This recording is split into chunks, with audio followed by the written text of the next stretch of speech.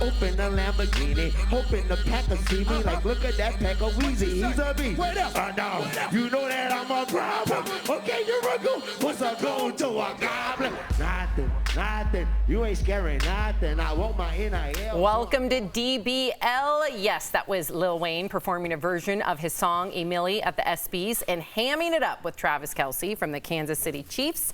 Now, speaking of the Super Bowl champs, Chiefs quarterback Patrick Mahomes took home the Best Men's Sports Athlete Award. Downhill skier Michaela Schifrin, who won her 87th World Cup race, in March, picked up the top women's athlete. And all eyes were on Damar Hamlin, who was moved to tears on stage after receiving a standing ovation. The Buffalo Bills player broke down again when he presented an award to the Bills training staff for helping save his life after he went into cardiac arrest on the field in January. Now, LeBron James received the award for best record-breaking performance and gave an update on his plans to retire. Watch. The real question for me is, can I play without cheating this game? The day I can't give the game everything on the floor is the day I'll be done. Lucky for you guys, that day is not today. LeBron has said he wants to hang on in order to play with his son in the NBA. I know you're a huge LeBron fan. What do you think of that? And also, just as a jumping off point, some people are bringing up, would he go easy on his son? Do you guys, when you play against your children, whether it's in games or sports, do you let them win? I don't know about going easy, but I do know about the idea of, like, you know, because my son started doing YouTube videos and he did stand up a couple times, and he's a natural performer. And you know, there's a line there where, like, Jeff, yeah, you look like a proud father, but then you start to realize, like, that they're leaving the kid world behind and entering the adult world where people are going to leave nasty comments and you almost feel like you can't protect your kid. And I think about somebody like LeBron. Do you know how many sports writers would love to tear his kid up once he gets to the league because they couldn't say anything about his daddy?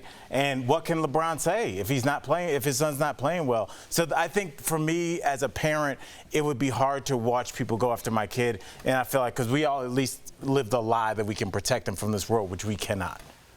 Yeah, I'm with you. I'm with you with the kid thing. Just because we can't, you know what I mean? I always talk about giving everybody a ribbon. I teach my kids, like, you're going to lose some games. And, like, they even as 6 and 4-year-olds, they know. They're like, that wasn't cool that we lost. You know, I see the other team celebrating over there, and I say, hey, that's cool that you lost, man. Did you try your hardest? Did you give it everything out there? Maybe. I'm like, well, if you want to practice, anytime you want, I'll help you practice, right? It's not even sports. It's homework. It's whatever it is. It's the little things at that age. I want to prepare them for losses, because those are the best things. Those are the best lessons in this world. The outside world's a nasty place. Everyone wants to bubble wrap their kids and pretend all that things aren't happening and there isn't a pecking order in real life. There is, and bad things are going to happen. You got to prepare your children. As sad as it is, that's your job as a parent, to get them ready for that outside world. What do you do? Because people brought up board games. Do you let your kids win in board games? Do you switch it up? I was playing basketball, you know, so I have to take my guys, I'm not a big game guy, and take him and run away so he could score, you know, but the game was close, and I was like, my competitive spirit came in, and I launched one from half court, and it went in, and he started crying. I was like, I can't believe I just did that to my kid. I can't believe it. So the next couple times we played, he's crushed me. So you balance it. Erica, on the other hand, with her nieces and nephews, doesn't balance it. Tell them, Erica. Yes, that's what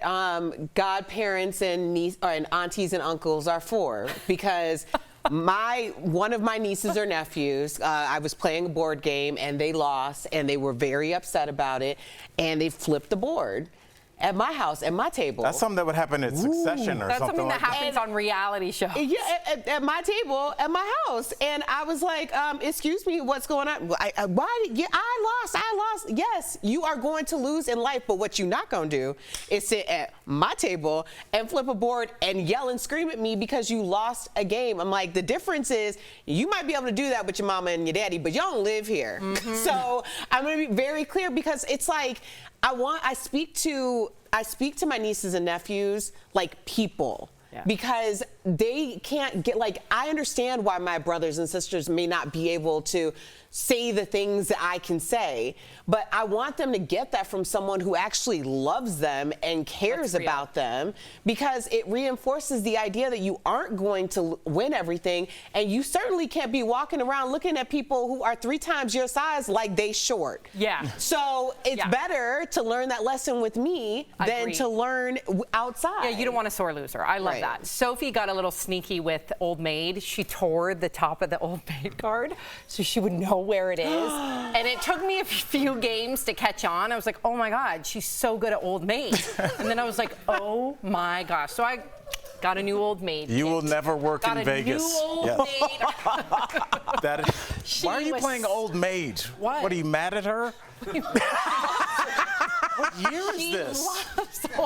We have electric cars, and you're still playing a game before fun was invented. All right. Old Maid. Are you mad at her? How do you even play Old Maid? The best. You don't want to be left with her. That's why Sophie put a little tick in it. You don't want to be left with Old Maid. So how do you get rid of the other cards? You hope the opponent picks it. You have to take it out of their hand? Yes. What year is this? You have to physically grab it out of their hand? What? It's a card game. All right. I love card games. You don't do that in other card games. You don't snatch somebody's hand in poker. All right, go ahead. What a weird game. We got to talk about Tom Cruise. Tom Cruise is intent on boldly going where no actor has gone before. During the New York premiere of Mission Impossible 7, Tom said he's working diligently on making a movie in space. Watch. We're working on that. I'm working on that, definitely. That sounds scary. It's amazing. It's amazing. I've always wanted to do that. Wow. Yeah. And when do you start training for that one? Yeah, I've been doing research for years on it. I've been doing a lot of research for years. That was a rough interview. I don't want to make. I hate because I've been in that position, but I have a million questions for Tom Cruise. Like, and he's like, "When do you start that?" That was a bad interview. And then Tom's answer: "I've been doing research." What does that mean? I don't know. That was horrific. Okay, so Universal confirmed the movie is in the works, which is expected to film on the International Space Station. But how do you get I love this idea. I love Tom Cruise. I love his thinking and, you know, trying to do things that people haven't done. But what do you do? Like, how big? You can't build a studio up there. So does he, like, go to one corner and then he comes back, he's like, freeze. And then he, like, comes back and he's like, no. Like, you have no room to film. They have cameras up there. You can just fix a camera, right? But how big is your space is what I'm saying.